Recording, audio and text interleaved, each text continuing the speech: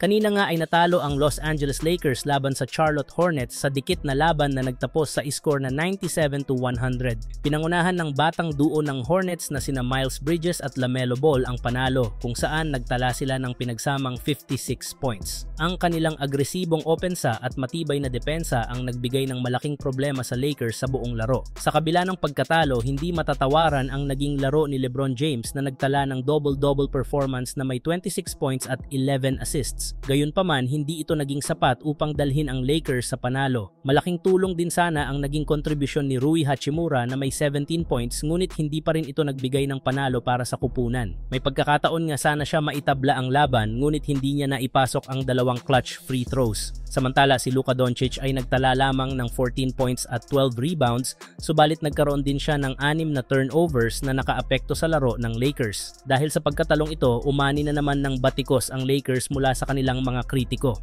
Isa na dito ang kilalang sports analyst at matagal ng LeBron critic na si Skip Bayless. Sa kanyang social media post, nagbigay siya ng kanyang komento sa isang highlight play ni LeBron kung saan pinosterize niya si Mark Williams. Ayon kay Bayless, si LeBron daw ay mahilig lang gumawa ng dunk at mang-posterize sa laro, pero ni minsan nga daw ay hindi ito sumali sa dunk contest sa NBA. Bukod dito, nagbigay din siya ng matinding kritisismo sa naging huling bahagi ng laro. Para sa kanya, hindi dapat si LeBron ang kumuha ng huling tira ng Lakers at dapat daw si Luka ang gumawa ng last shot. Nasabi niya din sa kanyang nilabas na video na hindi nga daw magiging dominant si Luka dahil teammate nito si LeBron. Mas marami nga daw ang shot attempts nito kaysa kay Luka Doncic. Marami naman ang sumang-ayon kay Bayless, lalo na ang mga matagal nang hindi believe kay LeBron. Ngunit may ilan ding fans ng Lakers ang nagtanggol sa kanilang superstar, sinasabing hindi lang si LeBron ang may kasalanan sa pagkatalo kundi ang buong koponan. At nagpapaka-haters lang nga daw itong si Skip Bayless kay LeBron. Sa ngayon, kailangang bumawi ng Lakers sa kanilang susunod na laban upang mapanatili ang kanilang tsansang makapasok sa playoffs. Samantala, patuloy nga ang paghahanap ng Los Angeles Lakers ng tamang piraso upang mapalakas nila ang kanilang frontcourt, lalo na matapos mabigong makuha si Mark Williams ng Charlotte Hornets. Bilang alternatibo, pinapirma nila si Alex Len, ngunit tila hindi pa rin sapat ito upang maibsan ang kanilang kakulangan sa sentro. Dahil dito, lumutang ang posibilidad ng muling pagkuha ng Lakers sa dati nilang players na si Dwight Howard.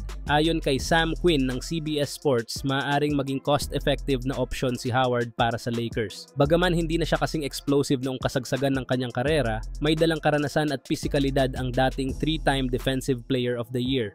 Huling naglaro si Howard para sa Lakers noong 2022 bago lumipat sa Taiwan upang maglaro para sa Taiwan Mustangs. Bukod kay Howard, isa pang potensyal na target ng Lakers ay si DeAndre Ayton, isang dating number 1 pick na naging mahalagang bahagi ng Phoenix Suns sa kanilang NBA Finals run noong 2021. Gayunpaman, naniniwala si Quinn na sa kasalukuyang yugto ng kanilang mga karera, hindi nalalayo ang kakayahan ni Howard kay Ayton. Ayon kay Quinn, may kasaysayan si LeBron James ng pagbuhay sa karera ng mga manlalarong na wala sa tamang direksyon. Kung titingnan, hindi ba pareho lang ito sa sitwasyon ni Howard noong bumalik siya sa Lakers noong 2020? Sa paghahangad ng Lakers na sulitin ang natitirang prime years ni LeBron James, ang pagdaragdag ng isang veteranong tulad ni Dwight Howard ay maaaring isang matalinong hakbang.